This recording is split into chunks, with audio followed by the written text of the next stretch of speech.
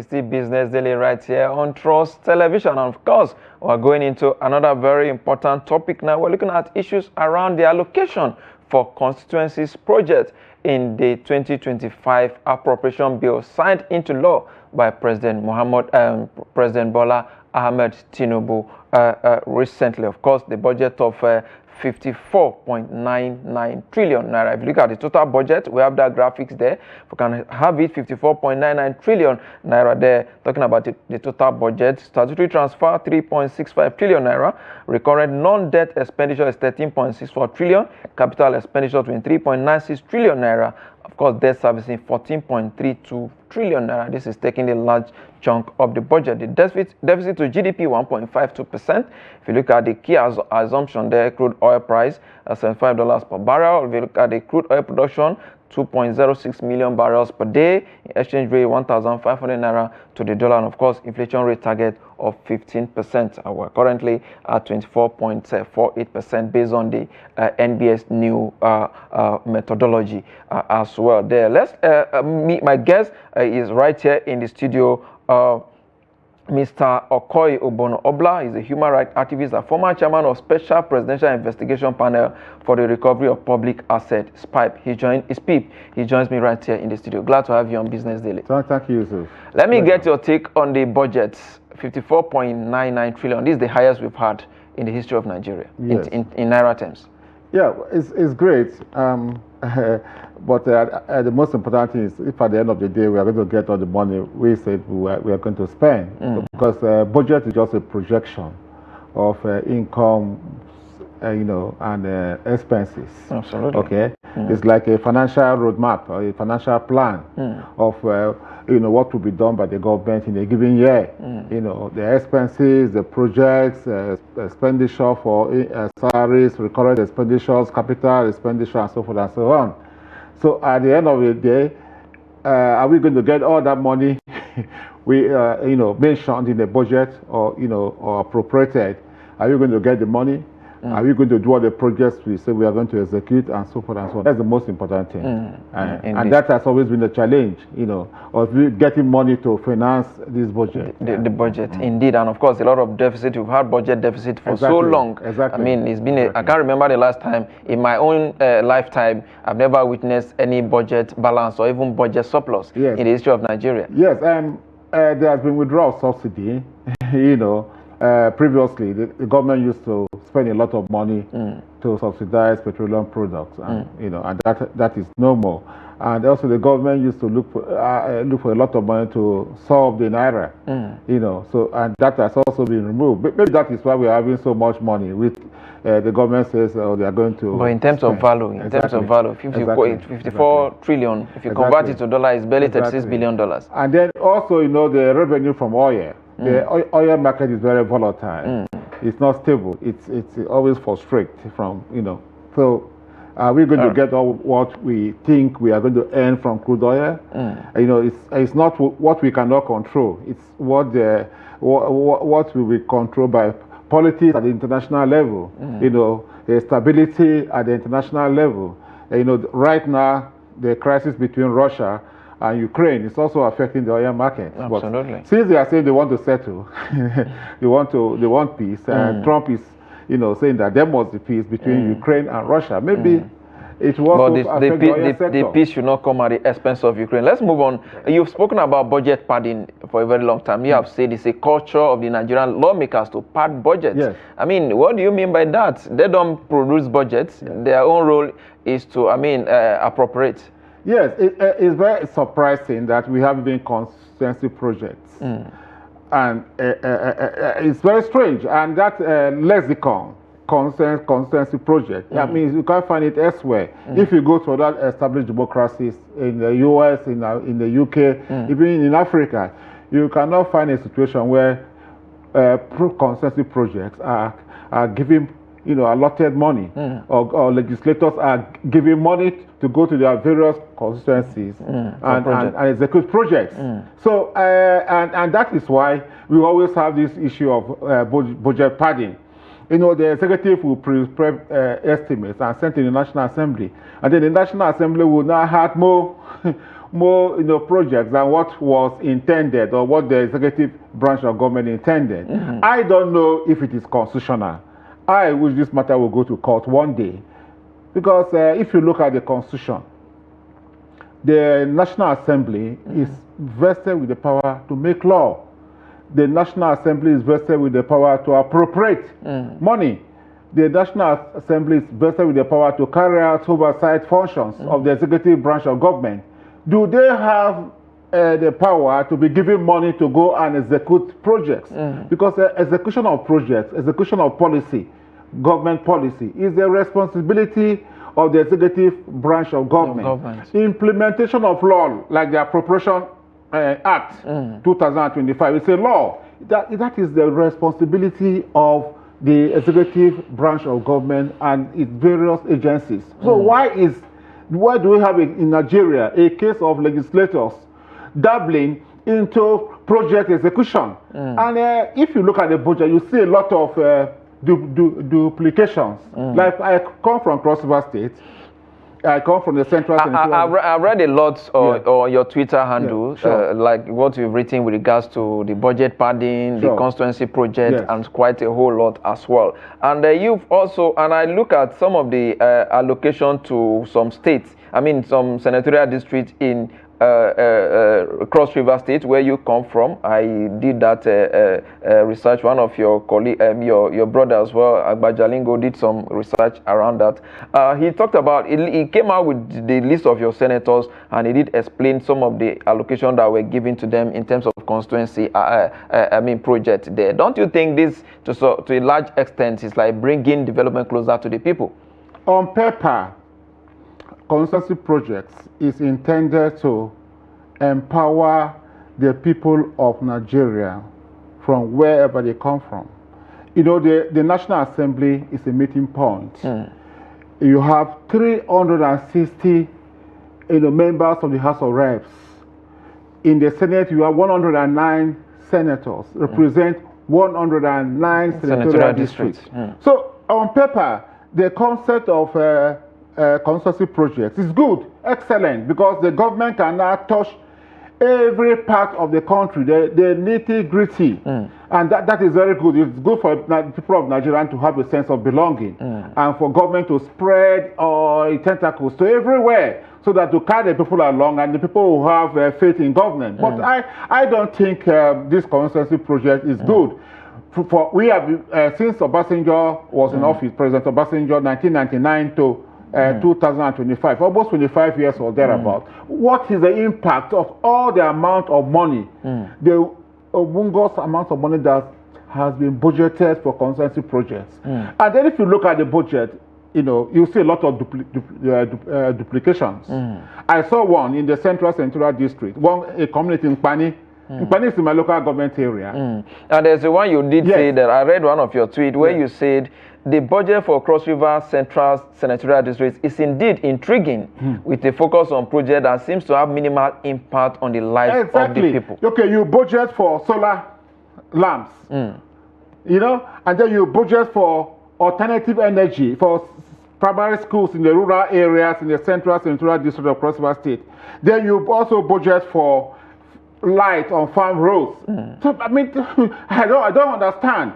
I'm a farmer. I go to farm, when I go home, and our farms don't need lights. What we need is access roads. We need culverts so that people can go to farm and evacuate their products. What do you have to put lights? But you are not a senator or a member of House of Reps. Yes. Probably maybe in the course of interaction with the people, they actually presented their demand. I have never seen my senator. I am also a member of APC. As a matter of fact, we went to primaries and he was given the ticket. So it's somebody I know so well. This community from my community is just about 10 kilometers or thereabout. He has never called us for a meeting. Members of even the APC, talk less of the people of Yaka, to say, okay, we are going for a budget presentation. What are your needs? What are your priorities? He has never done that. So I don't know why he will want money to be, kept aside for lighting. energy, alternative energy in rural schools, and then solar lamps. We don't need solar lamps. What we need is electricity power. So that people who are into cottage industry, the small farmers, the small business people can have energy to carry out their businesses. So we are not saying that. We are saying solar lamps, alternative energy. What is alternative energy? What's the difference? All right. I don't want to go into politics or politics of it. Maybe when we get you on our political program, you can actually discuss that. Yeah. But let's look at the issues about development, which is key in this regard. I mean, if you look at the allocation, we talk about the Cross River Central, where you come from. There's a Cross River North as well, where we have the like of Senator Jerry B. Agom. I mean, allocated about 12.01 billion naira. Yes. That is a very huge. If this money is properly utilized, it's a very good one for the people. You cannot remove economic issues from politics. About 60 years ago, they used to call economics political economy. They go hand in hand. What is economics? How to manage people, how to distribute resources, how to keep tensions down, how to make everybody in the country or community or state to have a sense of belonging that, the resources are available to everybody. So when you look at the disparity between the Northern Senatorial District, 5 local government areas, Ogbudu, Bekwara, Ogoja, Iyala, and Obanleku, 5 local government areas. Then you come to Central Cross River State, 6 local government areas, Iyala, Yaka, Buki, Ikom, Etung, and Obobra. Then Calabar, Southern Senatorial District, 7 local government areas. And then compared to the amount of allocation to Cross River State North, 12 billion plus. If you had the one for the House of Reps, almost 16 billion plus. Then the Central Senatorial District for the Senator is 3.1.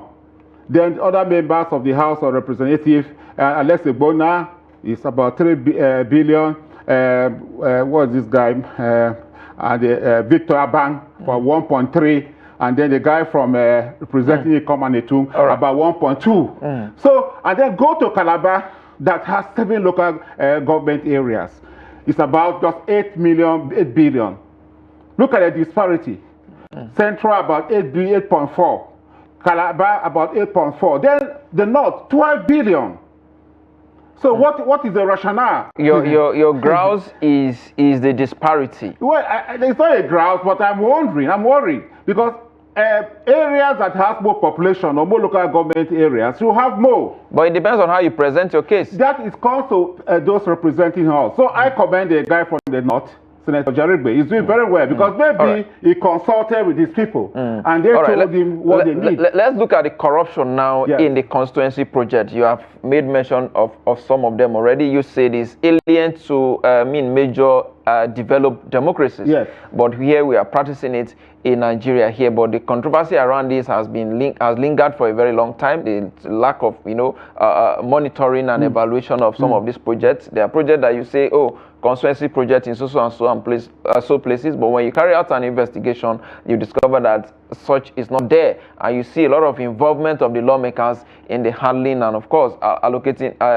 Giving out the contract for all of these projects. Which is wrong. Because how do you think this can be properly managed in the interest of the people? If we want this process to be well managed, the constitutionalization of those projects have to be from the people.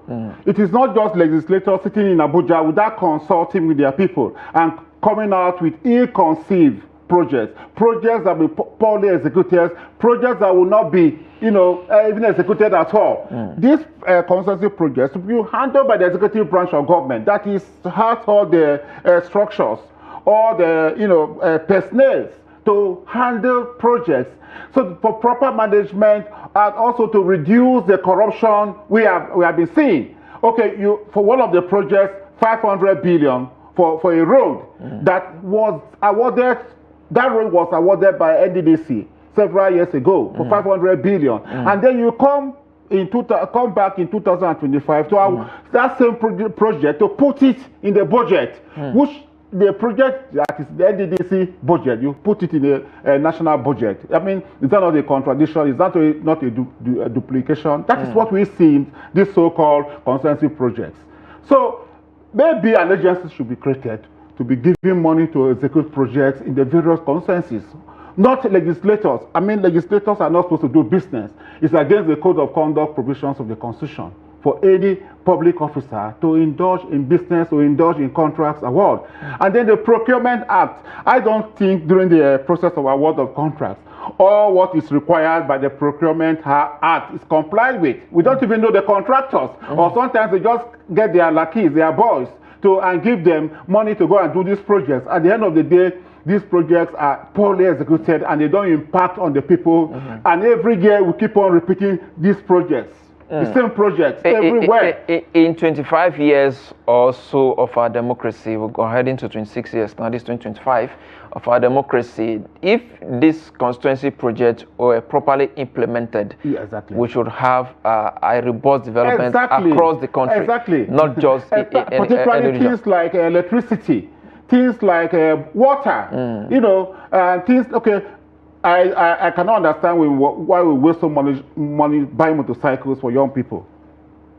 Why this money should be channeled to agriculture, vocational training. Okay, not motorcycles. Those motorcycles don't last.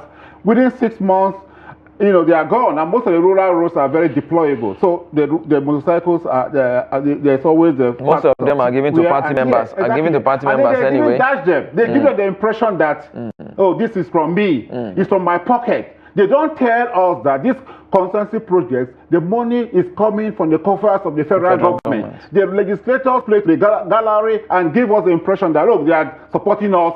They do empowerment schemes, they do buy motorcycles, sewing machines, solar lights, and so forth and so on. It is not. It is fraudulent. It's wrong. You okay? And that is why governance is becoming very expensive, and that is why politics is monetized. I mean, talking about politics being monetized, I mean, we've spoken about this constituency project. I've had my own question for a very, very long time. But what I think is the lack of proper monitoring and evaluation. And probably we've given so much power to the legislators to control all these things. So what do you think? Because legislator, as the beacon of democracy, is there to check the excesses of the executives. Now that we've seen the same legislator, I mean, also behaving more like the executive, who should check the legislature? That is a dilemma. That is the quagmire of Nigerian democracy.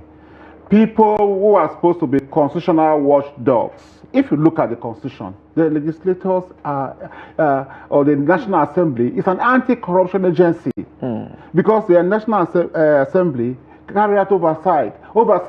They can investigate, they can call anybody who has been given money, and then they feel that the money has not been judiciously spent. They can call you, they can conduct an inquiry under Section 88 of the Constitution. And then these people are now, giving the power of execution of contracts, award of contracts. It's a compromise. You are compromising them.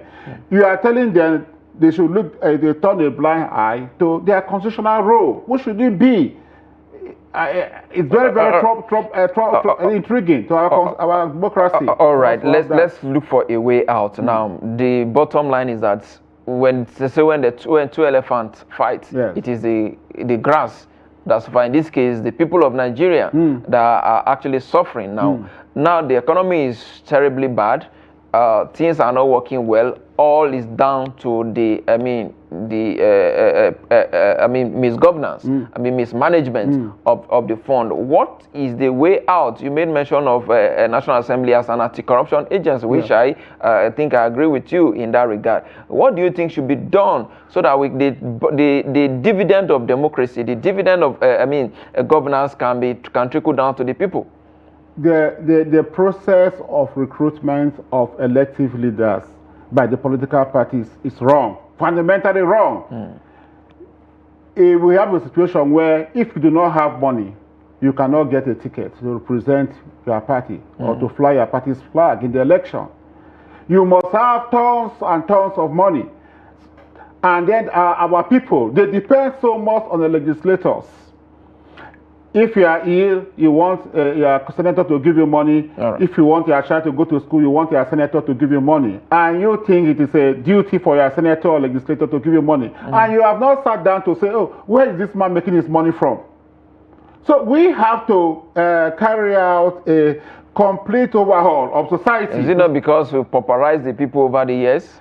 Well, I don't think the people in government not using poverty as weaponizing poverty against our people. Yes, let me tell you, I don't think we should turn our legislators into instruments of government. The most appropriate organ of government to fight poverty is the state government, the local governments. But you know, the local governments were emasculated completely by the state governments for so many years until recently that the Supreme Court delivered a judgment to say that the local governments are autonomous, and which they have not really gotten that autonomy. The state governors are still trying to shackle the local governments by causing the House of Assemblies to pass law, saying that, out of if you are giving 100 billion naira a month, you are going to take out about maybe 30% or 40% to service some of the agencies belonging to the state government. So I don't think it's appropriate. You cannot eat your cake and have it. To have legislators who will performing the functions of government. All the organs of government should work properly so that the legislators will be free. And when they are going for re-election, we shouldn't use money as a perimeter to begin to give them tickets.